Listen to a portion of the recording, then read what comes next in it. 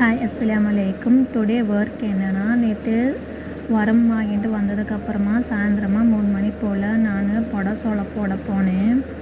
நேற்று ஒரு 10 கணக்கு புடசோளம் போட்டேன். இந்த 2 காட்டிலையும் நிறைய புடசோளம் போடணும்.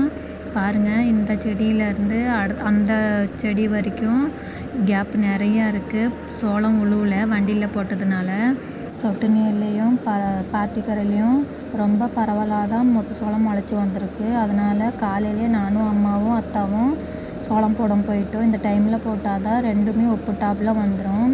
தம்பியை கொடுமா, நானும் கொஞ்சம் போடுறேன் அப்படின்னு சொன்னான். சரி போடுறேன் அப்படின்ட்டு நான் சொல்ல அவனும் போட்டான்.